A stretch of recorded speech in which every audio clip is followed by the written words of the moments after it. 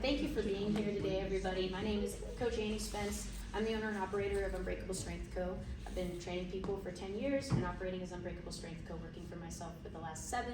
And today we're going to learn a little bit about basic kettlebell movements. I know that you guys use kettlebell movements in your workouts at 9 Round. And I would like to just take a moment before we start, maybe let a couple people raise their hands to hear about movements that you do currently and movements you have questions about. Then we're going to go through squats, deadlifts, swings, cleans, and we'll give you opportunities to practice all of those along the way. So is there a current kettlebell movement that you do that you sometimes feel like you struggle with, you sometimes have questions about? For me in general, just swings, I don't know if I'm doing it right, and sometimes in my lower back. Get some discomfort in the lower back? Yeah, so I don't think I'm doing it correctly. Yeah, absolutely. We're gonna go over those. Do you have any other common movements that you feel like you struggle with at this point in time? Everybody's already a pro at kettlebells. You're gonna have to teach me those. Well, we are gonna start out with some squats. So I think like you mentioned with swings, right? Like it's really common in swings for our low back to feel uncomfortable. And so I like to start kind of with this spectrum of squat movements to hinge movements, and most of our common kettlebell movements exist somewhere on that spectrum. So in order to learn our squat fundamentals, we're really just gonna talk about our pelvic and rib cage stack first. So this first position that we need, and this is gonna predecess our squat, our swing, is really that we wanna feel, we've got these ribs down here, right? And I think that, we walk around, we think we wanna have good posture. Sometimes we tend to flare our ribs or stand with a hyperextension in our upper back. So the first thing that we're gonna do, just like we're doing a plank, is cue our ribs down slightly and bring our pelvis underneath us. If this is something that's difficult or uncomfortable for you, we've got these, Mel, I stole your slider boards. We've got these little slant boards, and so sometimes, for folks that struggle to keep that stack position, elevating the heel can be a helpful tool. So if you struggle to get your hips under you on your squats, these would be a great tool for you to use that they already have here. And to begin my squat position, I'm gonna start with my kettlebell in front of me and my feet on either side of the bell. I like to start with the handle right in line with my midfoot. I'm gonna pull myself down, so I don't wanna like just kind of squunch down here or kind of lazy pick him up. I'm gonna actively start to engage my trunk and my core. I'm gonna use my hips to pull myself down to the bottom of that squat, grabbing double overhand on the kettlebell with a neutral neck, so just a soft downward gaze. We don't have to force any hyperextension. I'm gonna explode up and catch my kettlebell by the horns. From here, it's really tempting to start to lean back. If I do this, I'm gonna do this kind of hingy squat. This is gonna prevent us from getting full depth, and it's gonna make our back not feel very good. So instead, I'm gonna bring my elbows in and my chest up tall, cueing my ribs down like I'm in a plank, and just like we started, pull myself straight down and drag straight up. I'm gonna give you all a moment. I'd like to break out into some groups here, and so we're gonna take maybe you 4, and you 4, you 5 over here, and we're gonna take a station at the kettlebells. And I'd like to give everybody an opportunity to work through these. We're gonna take 3 minutes, and I'm gonna demo in the center for you again. So like, do we have a kettlebell for everyone? I think we do. Let's do this one here. Okay.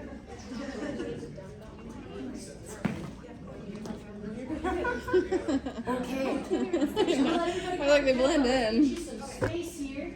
We'll get a kettlebell between your legs. Somebody can have this fella. All right. Tim, I got this. You bring the 70. Bring the 70-pounder. Do you want this? Do you want it? We'll demo some demos with it. That's fine. Okay. Thank you. Yeah, I'll steal them in a bit. All right.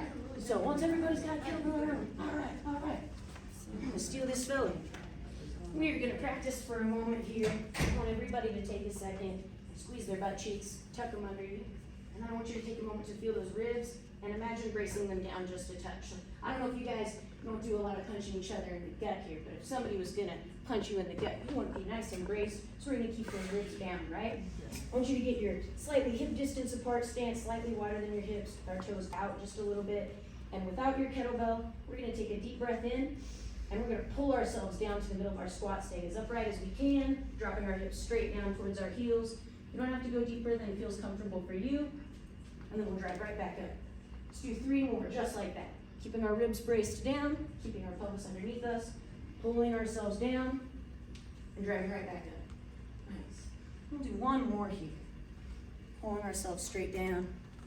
Let's have you widen your stance just a little bit here. So if you ever feel like you're having to pitch forward, or like you feel your hip running into your thigh in front of you. Go ahead and widen your stance and point those toes out slightly, and that's gonna let us pull straight down.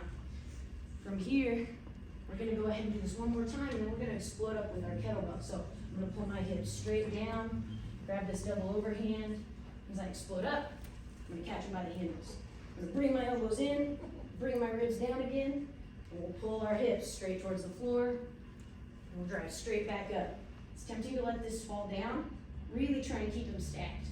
So if I keep my elbows in, I'm almost resting my forearm on my bicep here.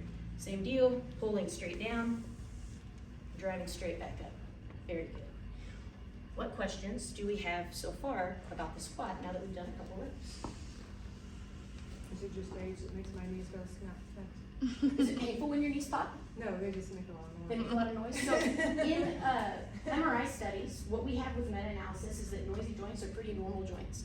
We don't have any correlation between joint noise and pain or future risk of injury. If you have joint noise that's accompanied by pain, then that's something we want to listen to, but some of us crackle more than others, dissolved CO2 in our synovial fluid moving around, and so it's usually nothing dangerous. We're gonna move on from our squat to our deadlift now. And so our squat here, right, I'm nice and upright, my knees are coming forward, my torso's upright here. With our deadlift, we're gonna do a hinge movement. So I'm gonna let you keep your kettlebell. I'm gonna move out of the way so I can show everybody here. So we'll just have you turn about face. And from this position, right, with the squat, if I demo even a little more exaggeratedly, my torso is very upright. My knees come really far forward and all the way back up. Our deadlift, we're gonna start the same as our squat, but we're gonna think about hinging our pelvis over our hips. So just like we started with our squat, I'm gonna have that handle of my kettlebell right in line with the top of my shoe, right in line with my laces, right in my midfoot. So we don't wanna be dumping pressure onto our toes or falling back onto our heels. The more we keep those ribs down, the more stable we'll be. So from here, I'm gonna drive my tailbone towards the wall. Has anybody seen the movie Legally Blonde? Are you familiar with the bend and snap? Yeah, so we're basically gonna do the bend and snap. We're gonna channel our inner Jennifer Coolidge. I'm gonna drive my tailbone back towards the wall, and you should start to feel a big stretch occur in your hamstrings.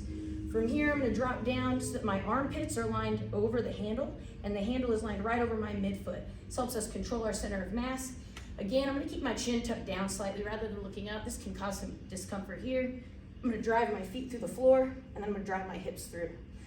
I'm not more extended if I lean back, right? We are really just looking for driving the hips forward, just like we're doing a glute bridge, and my ribs are staying down the entire time. If you were to turn this upside down, it would look exactly like the plank position. So we don't wanna be here, we don't wanna be here, we wanna be nice and stacked.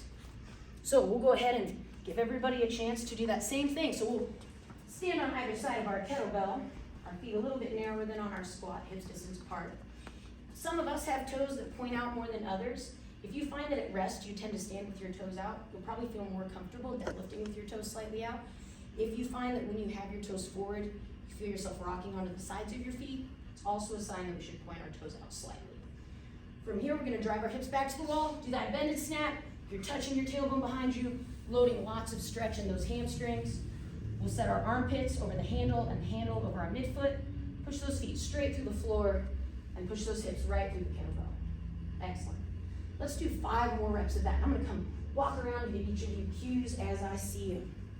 Tim, do you want to kettlebell? Yeah, if you have extra. You want You this? can come get it. Big one. I got you. Andy's got you. Andy's got She's strong. Thank you. Yeah, you bet. So our kettlebell deadlift is a hinge movement. We've done our knee dominant movement, now we've done our hip dominant movement. I'm gonna grab a little sip of water here. What questions do we have so far on the kettlebell deadlift? And how do you notice the different sensations in your body compared to the squat? Seems to work like hamstrings, like in the back. Exactly, A lot more. right? Squat hits my quads. Exactly. Right under that butt cheek, right? The butt cheek. Perfect. And so that's a really good comment there. I think that when we think about the squat, we are really looking for lots of forward knee movement, lots of quad engagement. When we're deadlifting, looking for lots of posterior hip and hamstring engagement. The next thing we're gonna move on to is our kettlebell clean, or rather our kettlebell swing. So, like you mentioned earlier, right there you are, that sometimes swings hurt your low back. A lot of the times that's due to a loss of that stacked position that we just practiced in our deadlift. So, we are going to set ourselves up really well for our swing by starting by prioritizing our hinge. So, with my kettlebell, does anybody like football? People like football? We're gonna hike the ball, right? So here, I'm gonna take a nice wide stance for my swing. Again, just like on our deadlift, sometimes people will feel like as they swing, their hips wanna rock out to the side, or we'll see this kind of open knee, lateral foot movement. So we're gonna avoid that by stancing out wide and pointing our toes slightly out. Now, I'm gonna bend and snap just the same. I'm gonna drive that tailbone back towards the wall. My ribs stay down, so I'm not trying to be excessively upright here. I'm really keeping that planked out trunk position. And we're gonna use our lats. We've got these big muscles on the side of our body, and I'm just gonna start this drill by slow dragging my kettlebell underneath. And this is gonna be the first part of our swing. So, I would like for all of us to work through this drill. We're gonna do 5 total reps. We'll get our kettlebell in front of us. We'll drive our hips back, nice straight arms, and we are just gonna drag that kettlebell right between your feet. I'd like for everyone to do 5 reps here. Nice. Excellent, guys. Sitting back nice and far. If you feel like it's hard for you to get your hips down, you might widen your stance. Excellent. And once you've done your 5 reps, we'll go ahead and come to rest and stand. Nice. So from here, we're gonna accelerate this. I'm gonna take that same stance. I'm gonna hike the ball, but I'm gonna treat it like a snap, or like I'm actually hiking the ball. So here, I'm driving my hips back, and I'm gonna park it. When we swing, I'm not squatting up, and I'm not trying to get the kettlebell over my head. That doesn't increase the value of my swing. I'm really looking for quick extension where we're squeezing our cheeks and we're squeezing our quads as hard as you can. So I'm gonna drive my hips back, hike the ball, squeeze my quads and hips, and then park it. Hike the ball, squeeze, and park it. Let's do 5 reps here. Okay, so we'll take a nice wide stance here. Yeah, we've got lots of space here. We've got room to use in half the gym. If you want more room, you are welcome to take it. And make that snap explosive. We're gonna catch that swing on the back end of the pendulum. Nice. So are they concentrating on using their legs? We're concentrating really on using the back of our hips. I'd like you to think about sitting back as much as possible here. Nice. One swing and one part. Yeah, straight out in front of you. You might even widen your stance a little bit. Yeah, widen out just a touch. And point those toes out just a little bit. Excellent. Start out in front of you. We're gonna snap with our lats here. Harder. Squeeze at the top. And then re-park it. Excellent. Harder. Nice. What questions do we have on this so far? As a trainer, one thing I've noticed, Yeah. is if you go too light on this, and it doesn't really, you'll use a lot of shoulder because it's easy. Because it's easy, yes, Yeah. and that is true, right? So I think that as we develop this, using a heavy enough kettlebell is certainly paramount. If it's so heavy that you find yourself needing to lean back, or you find yourself having to round at the beginning in order to get down, then we want to lighten the weight. And this is a bit of a different conversation, but in kind of kettlebell sport, there's this drive towards efficiency where they do reps really fast. You'll see them catch the kettlebells here, they'll be leaning back. And really when we think about kettlebells for fitness, and in this context, it gets referred to as something called hard style kettlebell, which comes out of like Russian training culture. And the idea is that we do every rep with maximal explosive intent, and that we really keep our repetitions fairly low, and that requires a heavy enough kettlebell. And so I think with all of these, we're thinking about creating as much tension in your hamstrings as you can, as you drive those hips back away from you, reaching forward, creating as much tension in your lats as you can, snapping and coming right back up. So I'd like to do one more round of these with one snap and one swing, a demo here really fast.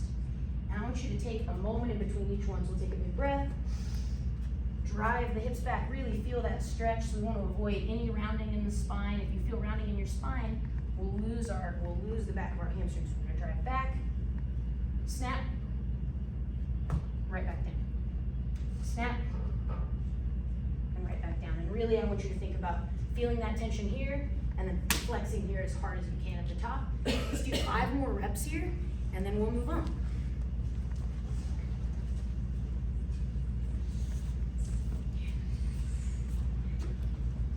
I love that you're saying that, so flexing the front of your Thighs as well. the quads, Yep. so you I'm also gonna give you get a heavier quad kettlebell. exercise. I think that's looking a little easy for you. Yeah, dude, I got you. And let's have you widen your stance and point those toes out just a touch. You're tall. And now you're Nice. engaging your core. Yeah, and that's, if you are somebody with, this is my wife Laura here, she's tall. If you're somebody that's tall, having long legs and wider stances are gonna purchase you length towards the ground. Yeah. Yes, that's awesome.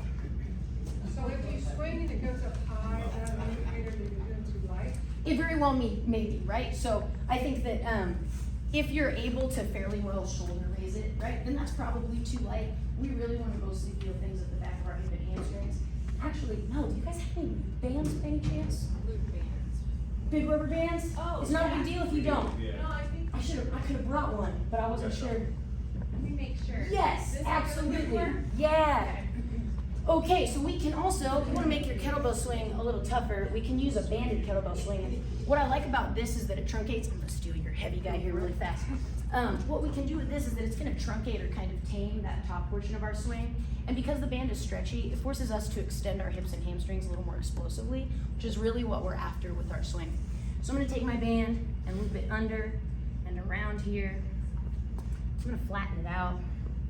I'm going to stand on either side of this. Nice and flat under our feet. So same deal, same stance. I'm gonna drive my hips back just a little bit here. Hike.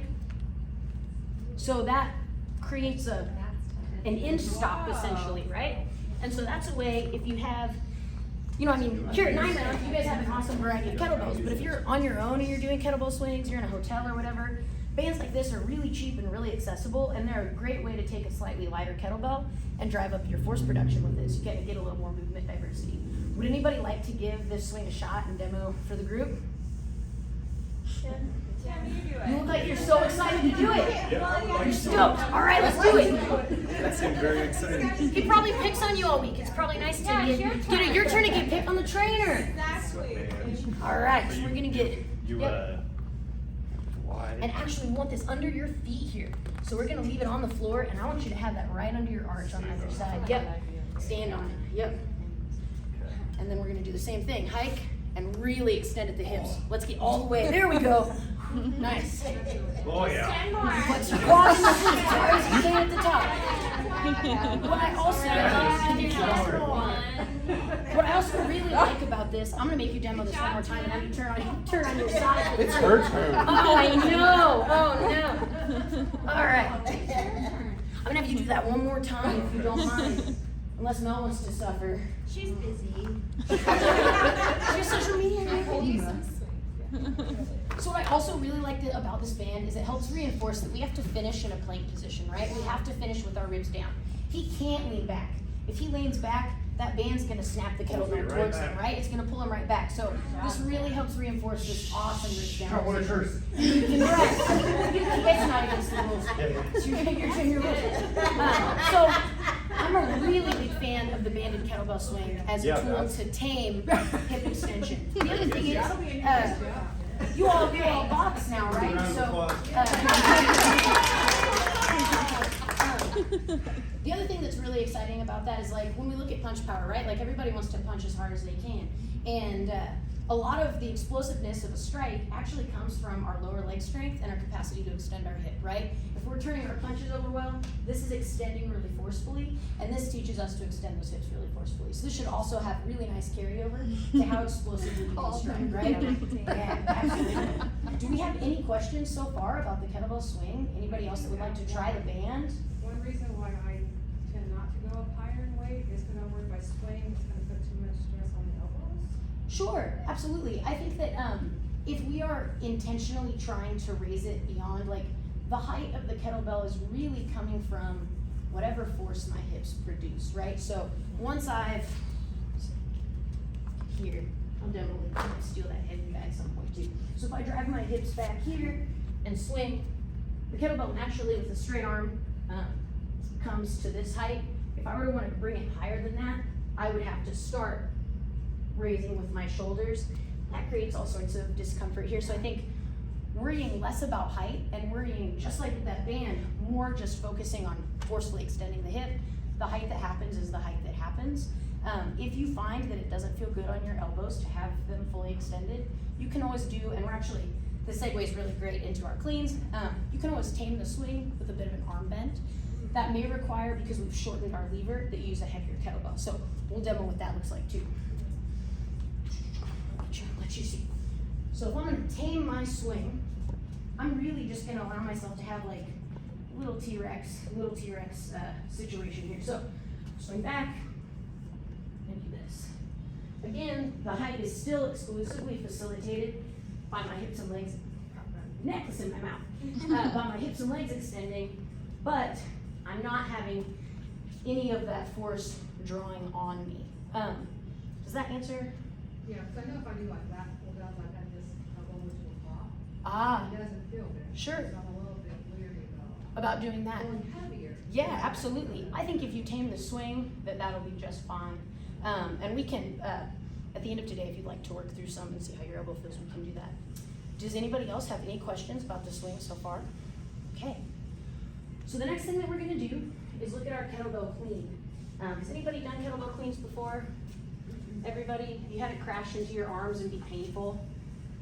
Yeah, Sometimes right. they're sprinkled into our workout and they're a little like leery. Okay, how do I handle it? Is my wrist gonna handle it? It's a tough one. Yeah, so before we talk about our clean, we're gonna talk about proper grip. So if we have this kettlebell, see, like, I got these gnarly calluses and I don't really want my kettlebell pushing my calluses into the rest of my hand, right? So I'm actually gonna take more of a fingertip grip here, and when I come over into that clean position, my hand's actually gonna be at the edge. So I've got a nice straight wrist here.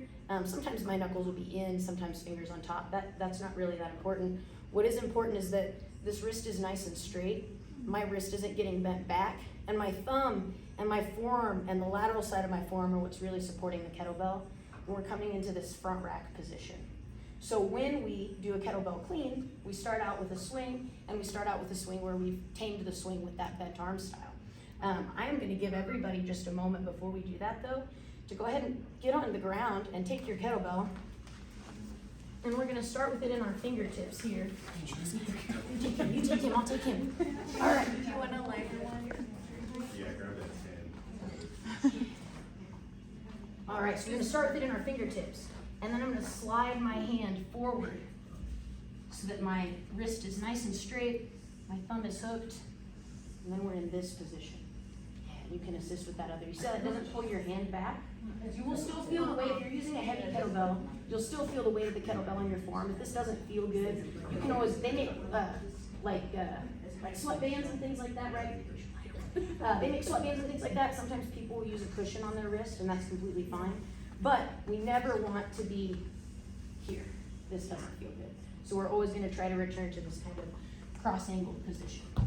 And I am gonna have us work through some cleans with lighter kettlebells, so I'll probably have us do kind of like a couple people at a time on this next one.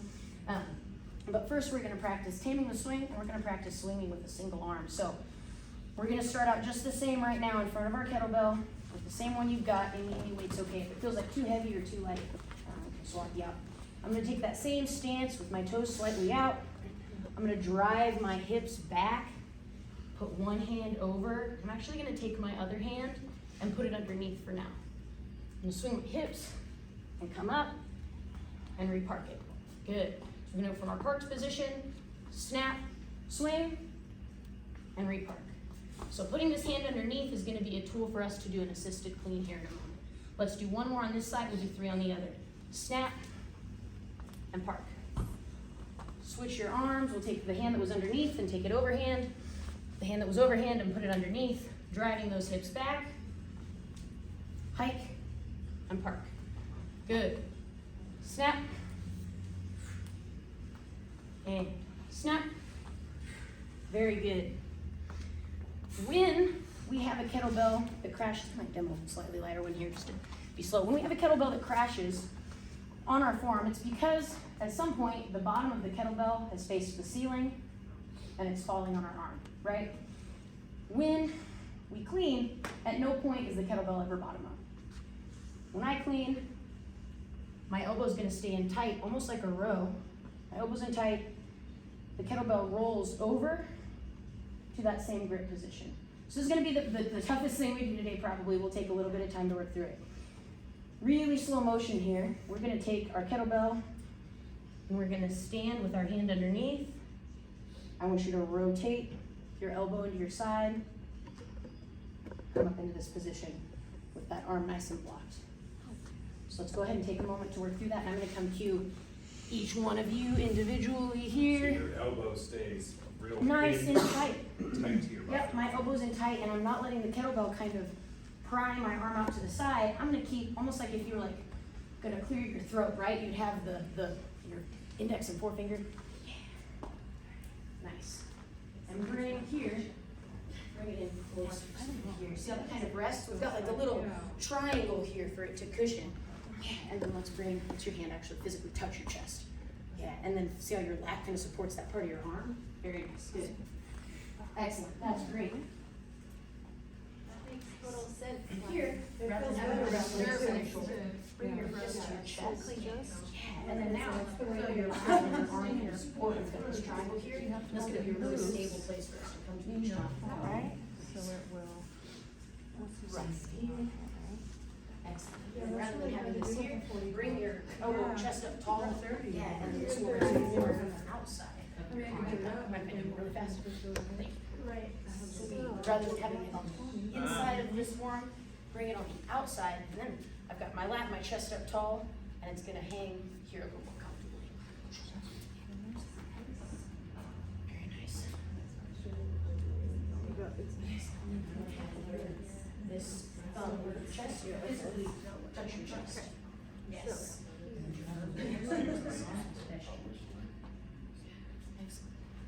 Very nice. Let's practice a couple more times. And then here, we'll bring it down, we'll steal it from you for just a second. Rather than having it here or here, I'm actually gonna let my arm come all the way into contact with me. So I've got this kind of little triangle space for this to sit where my wrist is nice and straight.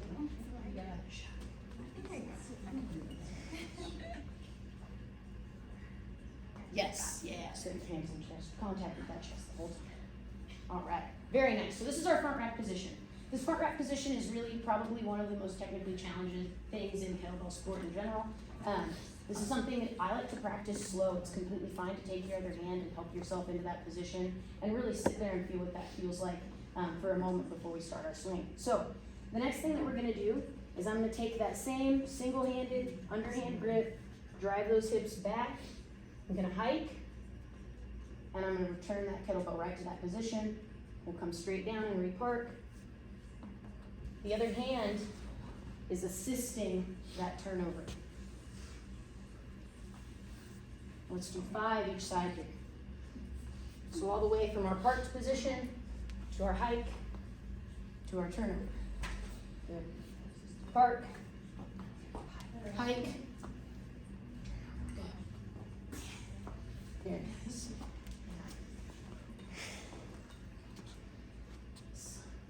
Once you've done 5 on one side, we'll do 5 on the other, and I'm gonna come around and poke on you. All right, bring this guy here so that he's in this position, and let that fist actually touch your chest. See how it's nice and cozy, nice and stable that way? Yeah, so we'll kind of return to that position, and then you can reverse it all the way back down. Doesn't have to be straight. When Yep. it's there. When it's there. Okay. Yep. There you go. Nice. Hold on. Excellent. And then here, drive these knuckles up. All right. So your wrist is bent back here. Yeah. Bring your. Are you able to almost like you're making a Popeye? Pretend like you're flexing your forearm. It's too heavy. Too heavy? Let's get you a lighter one. I got one. You got one, all right. Okay. Let's give that a shot. So sometimes with this position of the clean in our chest, we want to think about almost flexing our forearm down. Yeah, yep, like this. And then now let that fist rest against your chest like you're clearing your throat. Bring it down a little. There we go. Yeah, exactly. So you got that triangle. All right, so this is our kettlebell clean. With this kettlebell clean, the only thing that we need to do to make it a full clean is to take the other hand away. So we're gonna practice this. I'll do the same thing. I'll come around and kind of poke on you. I'm gonna start rather than with this hand underneath. I'm just gonna start with this hand over. This makes sure that we start nice and square. Sometimes if we start to reach, we'll twist. If I start twisted, I'm not gonna have a very nice extension for my clean. So put this other hand over, swing, tame. We'll do 5, tame.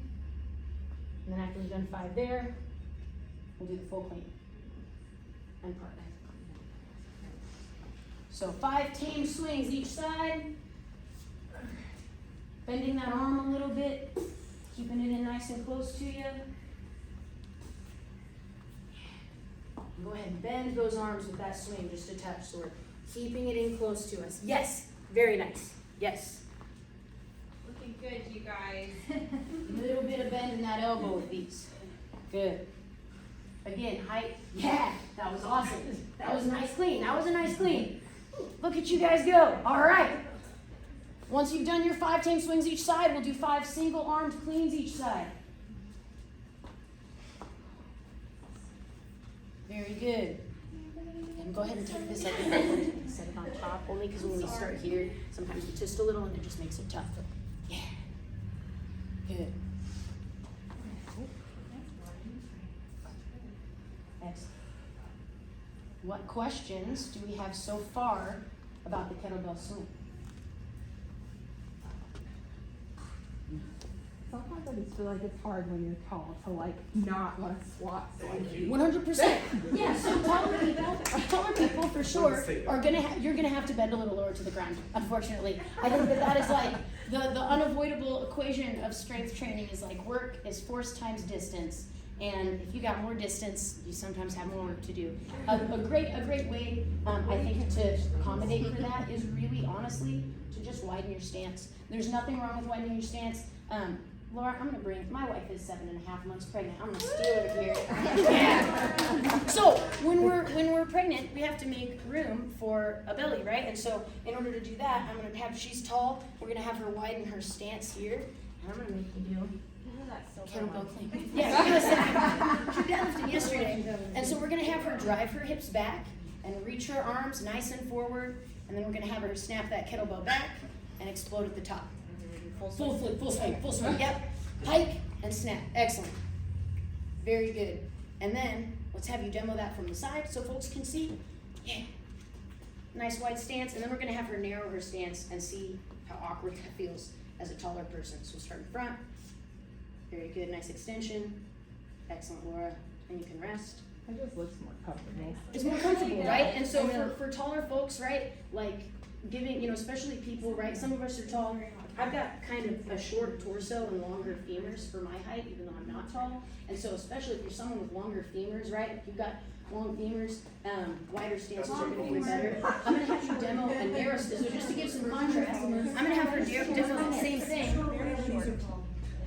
I'm gonna have her demo the same thing with a narrow stance, and it's gonna feel not great, and that's gonna be why it's a good example. So we'll start with that out in front, drive your hips back, snap, and stand. See how with this position, she's wanting to rock to the sides of her feet, right? Yep, so she's gonna lose that to the sides of her feet. And so I think that really anytime you feel like you don't have room or like you're having to squat, widen your stance and drive your hips back. We got a lot of tall people here, and so I think wider stances are gonna feel better for lots of folks. In particular with those wide stances, do go ahead and let your toes come out with you. We don't wanna force this. This tends to not feel very good on the inside of our knee over time. What other questions do we have? What words would you use to explain like lower back, maybe activation versus discomfort when it comes to kettlebell swings? Like should it That's a really good question. heat up the lower back a little bit? Yeah, so you will, Yeah, so we have spinal erectors, right? Just like we have muscle everywhere else. You train your biceps, they get sore. You train your quads, they get sore. We have lots of muscle on either side of our spine, and just like any other muscle, we can catch a pump there, right? You can get that like, oh, I've like got a lot of blood flow in there, right? So I think that feelings of warmth, feelings of like muscular fatigue when it's like, you know, like your quads get shaky or your arms get tired after you've been striking. I think that those sensations are very normal low back sensations. If anything feels sharp, if anything starts to feel numb, to tingle, to shoot, those are sensations in our back that we really want to listen to, because that means there's likely, you know, some type of like nerve involvement or nerve impingement occurring. Does that answer your question? Yeah. Yeah, That's sweet. perfect. I think a really good way to replicate that feeling also is to think about, you know, our kettlebell swing is a hip extension exercise. You guys do bridges here? You do glute bridges? Yeah. So our glute bridge is the exact same thing, right? I'm gonna start with my pelvis and my rib cage in a nice neutral position, and I can even roll kind of my pubic bone. I can draw it towards my ribs. I'm gonna drive those heels through the floor and squeeze my butt. This is our finished position in our swing. We don't want to hyperextend. So this would be a great way before you do swings, if you're somebody that struggles with low back sensitivity, to go ahead and like lay down on the ground, get in this position, take a deep breath, give it an exhale, and drive those ribs down, draw that pubic bone towards you, bridge, and really feel your hips squeeze, and doing like a set of 20, right? Kind of a high rep set to create some warmth and some stability in that low back would also be a really good way to warm up that pelvic position before you do swings. Yeah. What other questions do we have so far? Questions so far? This might sound like a silly thing, but all this stuff uses your core, right? 100%, absolutely. My husband's a coach, and he always tells me I need to engage my core, like I'm gonna get punched in the gut. Yeah, absolutely. And I always thought engaging my core was sucking my belly in. Ah, Which isn't. yeah, engaging so, my core. yep, absolutely. This is a really good distinction. So when we think about bracing, right, I think we all have that moment just like where it's like, oh, I'm gonna have good posture, and we drive our chest up really tall, we suck our belly in, right? And this actually, I don't know about you guys, but this creates like discomfort for me over time, right?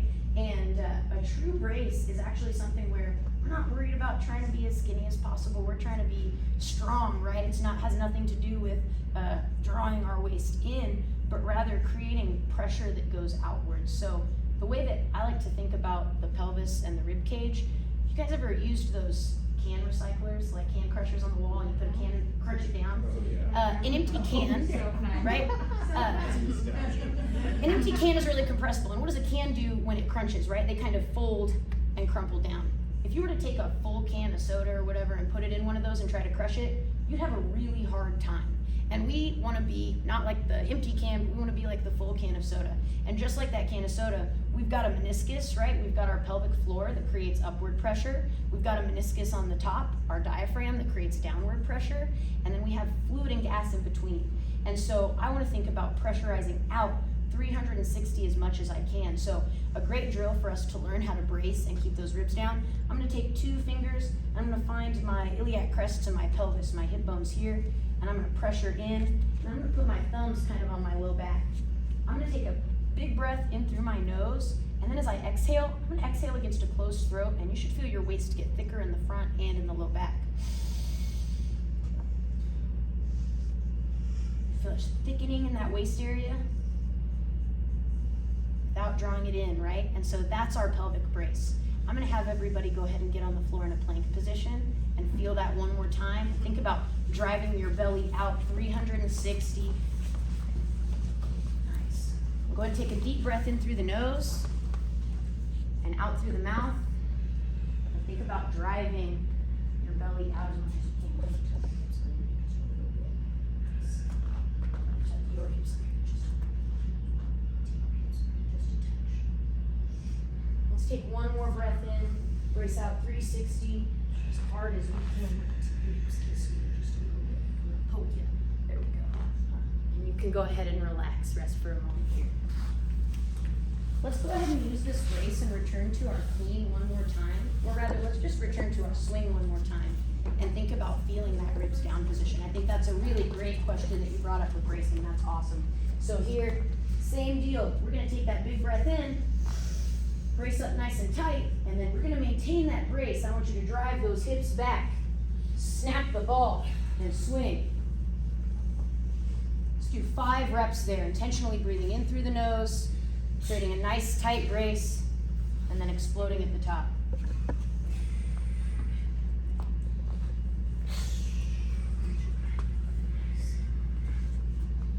The harder you flex your quads at the top, the harder you flex your glutes at the top, the more you're gonna maintain that pelvic position.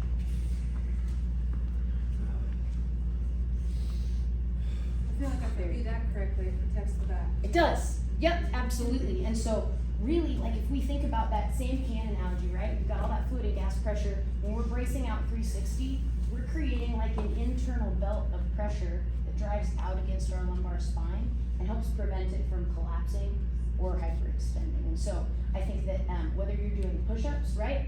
Whether you're doing swings, squats, all of these are gonna use that same bracing technique. Of course, we don't always have to hold our breath and like brace 100%, but there's really a gradient, right? It's like we wanna brace as much as we need. If you're doing really high rep stuff with a lighter weight, you might not have to brace quite that hard. You might be able to breathe through it. So I think thinking about it like a gradient scale can also be helpful. We're gonna do one more movement here, and I'm gonna have us actually put our kettlebells away. So we're just gonna move them all to the sides of the wall. We're gonna do this without a kettlebell.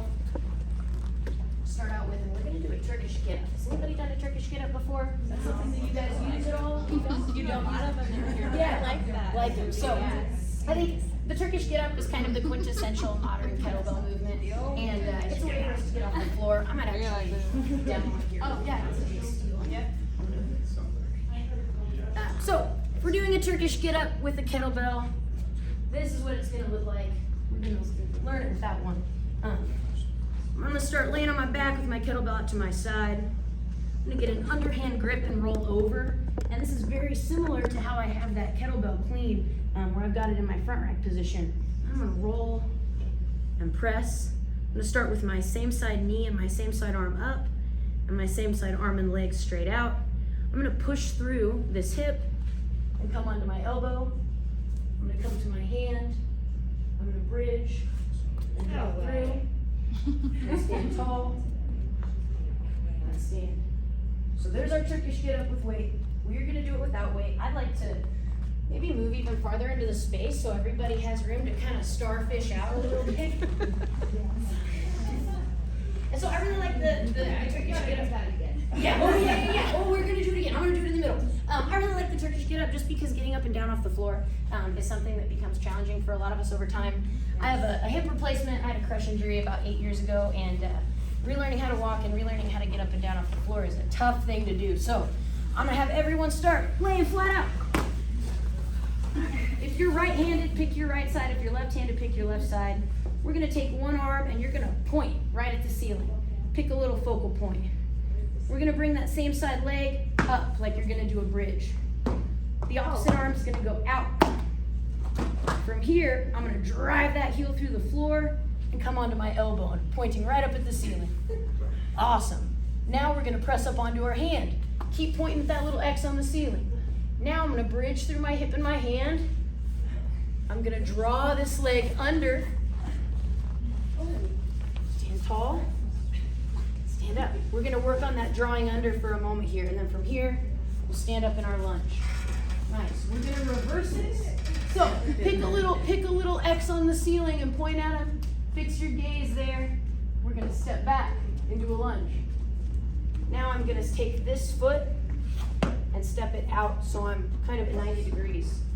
This knee is gonna go where my hand is gonna go, right here.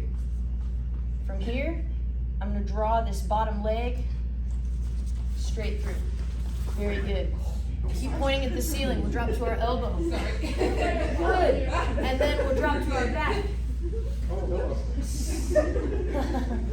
Let's switch sides here. Opposite side. We're gonna point at the ceiling.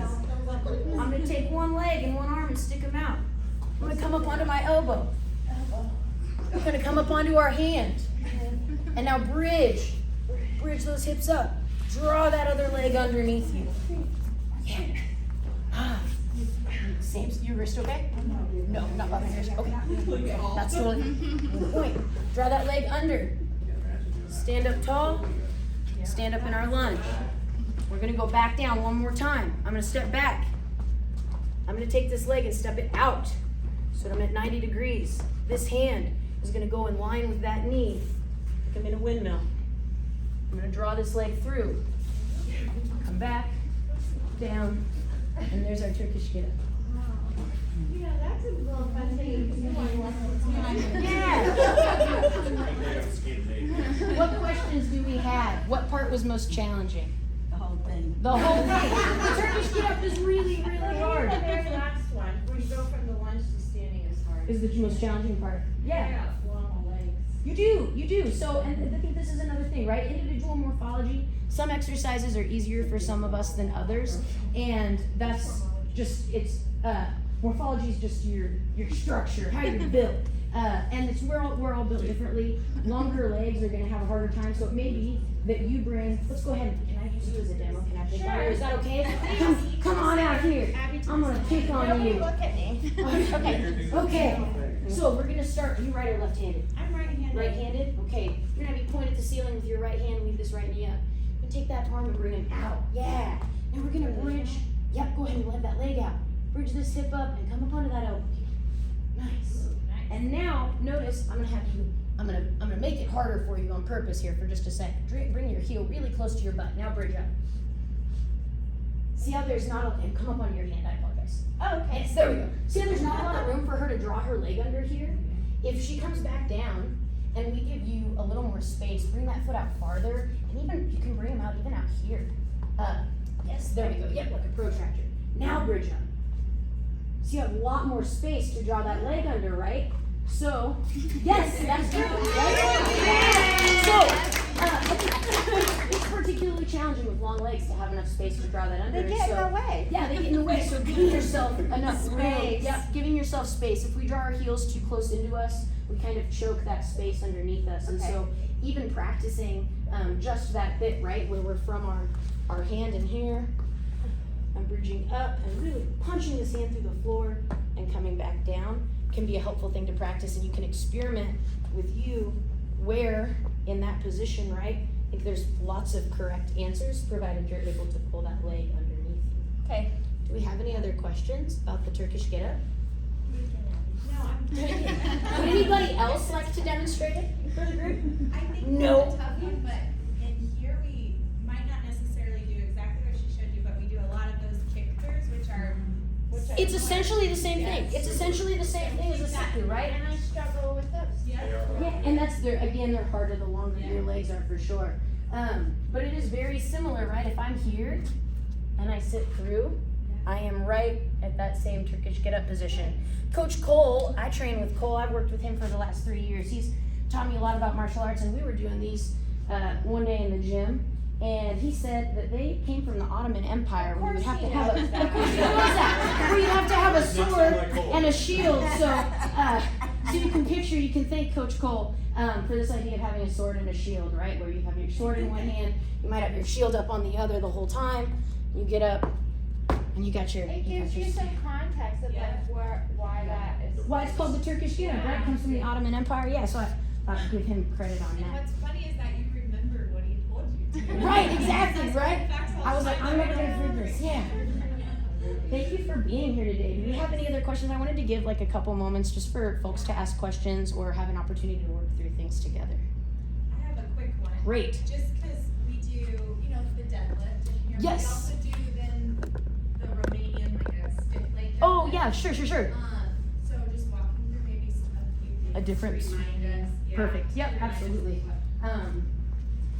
So I think, kind of like we mentioned earlier with the squat and the hinge being a bit of a spectrum where we've got really squatty squats with our knees forward. The Romanian deadlift is like a hingier hinge than our traditional kettlebell deadlift. So for that traditional kettlebell deadlift, again, just like we did at the very beginning, the handle of the weight centered with my midfoot, my feet are a little bit wider. I'm gonna drive back and then I'm gonna bend my knees so that my armpits can be right over my midfoot and right over that handle.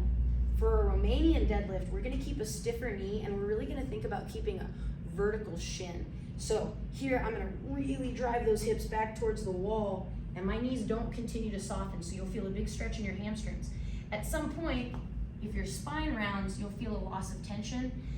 Spinal rounding is not inherently dangerous, but it is inefficient, and it means that we lose the tension on our hamstrings, which is what we're really after when we do a Romanian deadlift. So thinking about driving those hips back, keeping a vertical shin and not allowing the knees to come forward can be really helpful.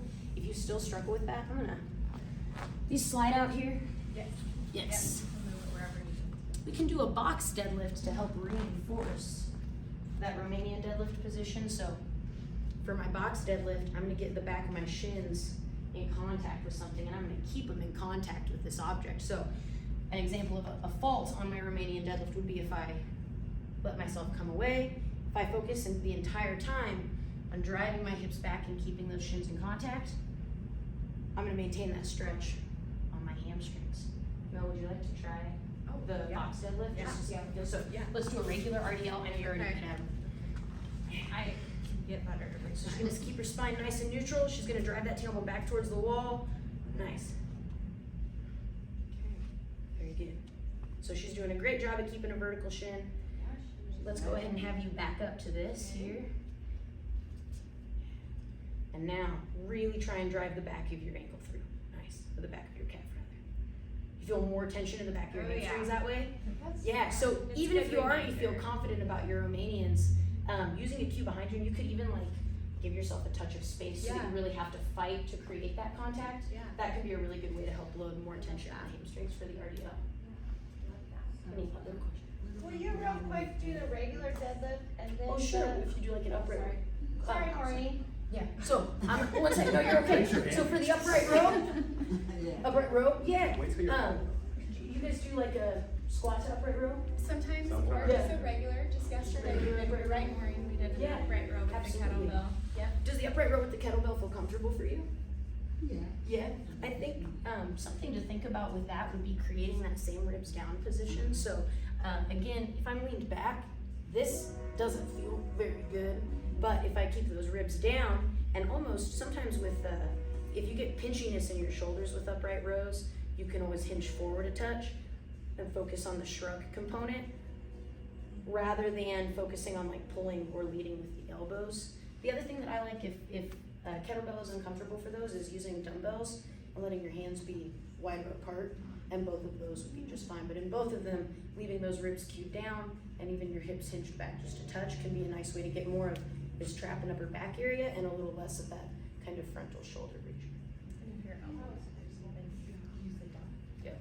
So with the upright row, how much is over doing it? I mean, you see arms go parallel, or I see Yeah. pictures of They always times where take elbows arms Where they're are- really high, I think Elbows that's too an high. individual comfort thing, right? So, without getting too much into like skeletal structure, everybody's shoulders present differently. Some people have pinching very persistently if the elbows go above the shoulder line. If that's you, there's no problem with bringing it to that mid chest and just really focusing on a hard shrug in the upper back.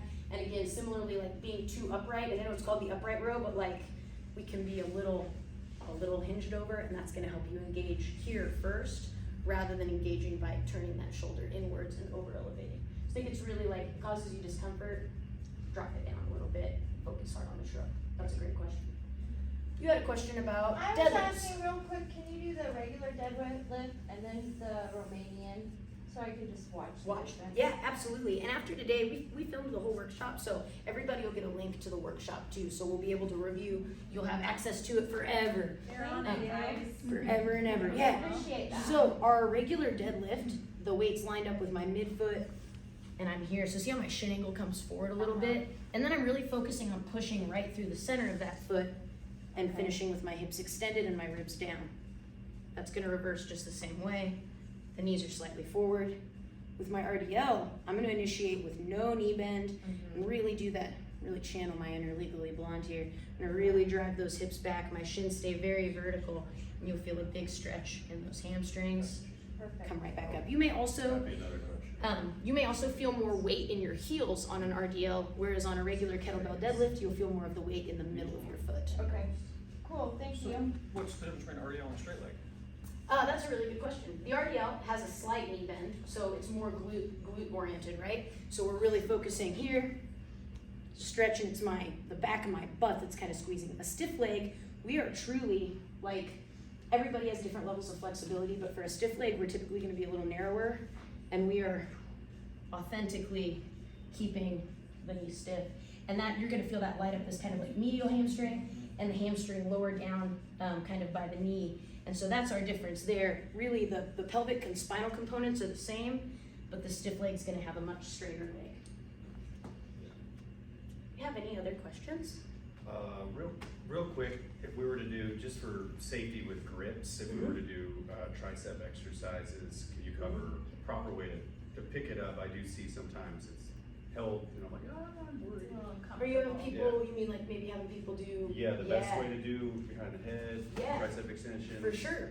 And then maybe sometimes we'll even do And the a strong goblet shoulder press press, overhead. yeah, Yeah. or goblet hold. Or like you said, Yeah. Corey, sometimes Yeah. we'll do single That arm one is press. what kills my wrist. The Okay. single arm press. Yeah, so do you guys ever wear hand wraps?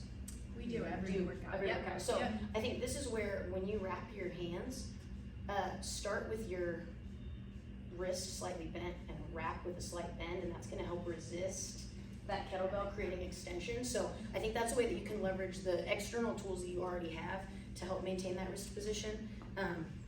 For our press, we wanna think about all of those same rib cage cues. So when I'm here, and it's okay, I would rather have you take the time to use your other hand to help you facilitate this position than feel rushed and let that wrist come back. So anytime you have a question about it, we're putting our hand right through, I'm grabbing at the corner and the outside of my arm's in contact. From here, I'm gonna keep those ribs down and reach straight overhead. For some of us, a lot of us lack overhead mobility, and for those of us that are lacking in overhead mobility, you may find yourself doing this in order to press. I'm turning it into kind of a bench press here. If that's a struggle for you, you can go ahead and take the kettlebell and either lighten the weight, or there's some preparatory shoulder exercises that we could do for that too. But I think the biggest thing is gonna be to think about keeping those ribs down, pressing up, and really feeling, we've got a shoulder blade on our back that rotates all the way up with us, and so thinking about feeling that shoulder blade rotate with you can also be something that's very helpful. Having that upper arm find the ear rather than trying to press it forward and in front of us. And if ever your wrist is really bugging you, always feel comfortable grabbing a dumbbell if you're more comfortable. Just the biggest thing is not allowing your wrist. Yeah, yep. And I almost think like knuckles towards just like you turn your punches over and you strike with these knuckles, it's that same good knuckle position here. Does that answer your questions? Is there more nuance to that you find that you wanna go over? No, not. No? Okay, cool. I think the other thing, if you're somebody that really struggles to get your arm overhead completely with those ribs down, there's nothing wrong with doing like a slight incline press. So you guys have like a Swiss ball here, right? Bosu balls, or even like the heavy bag over there. You can always, if you struggle with that press, back that up to the wall and give yourself whatever angle you're able to press overhead at, right? We can moderate that to accommodate your shoulder if you're somebody that finds going all the way overhead uncomfortable. Have any other questions? Can you do that tricep one? The Tricep one, yes, thank you, yes, thank you. For tricep extensions behind the head, that kind of grabbing the bull by the horns upside down is what I would do. Okay. And lead with your elbows as tall as you can. So I think sometimes people let their elbows drop, and then this is when we run into like skull cracking territory. Yeah. And so thinking about your elbows pointing straight towards the ceiling and squeezing straight up rather than coming here and trying to swipe over is gonna help keep you nice and safe. I'm also letting the weight of the bell draw straight down rather than allowing it to tip inward. I think that at some point you might get strong enough where using a super heavy kettlebell is just too much of a globe behind your head, at which point it's like a single arm dumbbell or a heavier dumbbell might be better. Yeah. Yeah. Have any other questions? When we do goblet squats, Yeah. I hold the ball with the yoke That's- down. Yep, that's totally fine. Okay. Yep, 'cause that's it's easier just for fine. me than to grip it. Than to grip it that way. Yeah. That's A-okay. So I teach it like that because if you were to be doing it as like a flow series with other kettlebell movements, then you might be putting it, might be like, okay, I'm doing a goblet squat, and then I'm doing a swing, and then I'm doing a clean. In which case you grab by the horns. But there is definitely, just to demo what she's talking about, there's nothing wrong with taking that same position, hiking, and coming here. And then using that, catching, just squatting like this. That's totally fine. Absolutely. Good question. Are there any other movements that you guys do in your workouts that you feel like you would like to address? Really covered. I know it's like drinking from a fire hose. You do not have to remember everything from today. You'll get a video. I'll send you my contact info. Could you demonstrate rows, like in like a quad position? Oh yeah, sure. Like a bent over row. Yeah. Is that what you're talking about? Okay. Do you guys usually do them like supported on an object or just like bent over?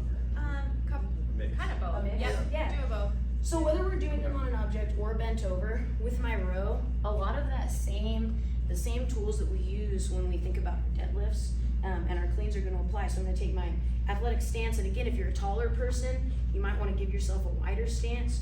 I'm going to drive my hips back just the same, but my kettlebell is going to be underneath me. I like to do rows with a palm in position. Our lats are this huge muscle on the side of our body. They go all the way from our pelvis to our upper arm. And these are really what we're trying to train when we do a bent over row. So I'm going to avoid kind of this number here. I want to think about getting nice and long from my hip to shoulder, drawing my elbow towards my back pocket. To demo that from the side, I'm going to get an athletic stance, driving those hips towards the wall. And then I'm going to put my elbow right towards my pocket, just like that elbow's towards your pocket on your cleans. If we're supported on something, same kind of concept here. Oftentimes though, you'll notice if I bring this foot in too narrow, my hips want to twist. So depending on how low the structure you're on is, widening your stance so that all of this can be that same kind of planked out position is going to be what you're after. So you bring the row towards like the inside of your hip? Yes, I'm like imagining that I'm driving my elbow towards my back pocket. Yeah. Sometimes, and I think there's like a shoulder blade position thing here too, right? So if I'm rowing and I'm here, my shoulder blade's dumping forward. I really feel this in my elbow and my bicep.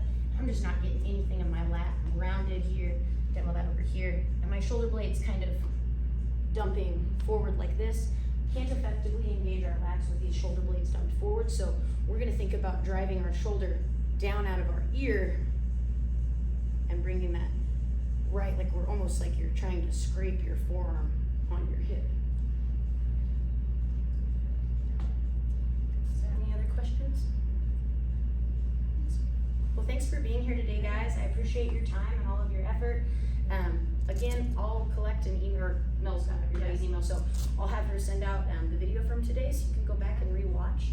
Have her also send out my contact information, so if you participated in the workshop and you're working on your kettlebell stuff over the next couple weeks and you have a question, take a little phone video of yourself. You can text it or email it to me and I'll send back a voiceover reply with any feedback or any input, because I know that a workshop for an hour is great, but this stuff really takes time. I've been doing this for a lot of years, so yeah, please feel free to reach out and ask questions, no problem at all.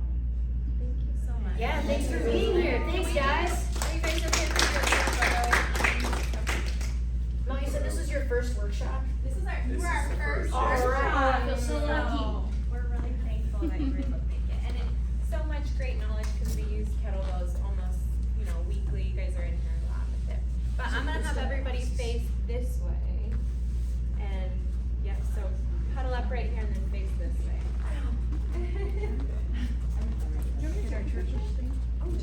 Everybody go. Just get up.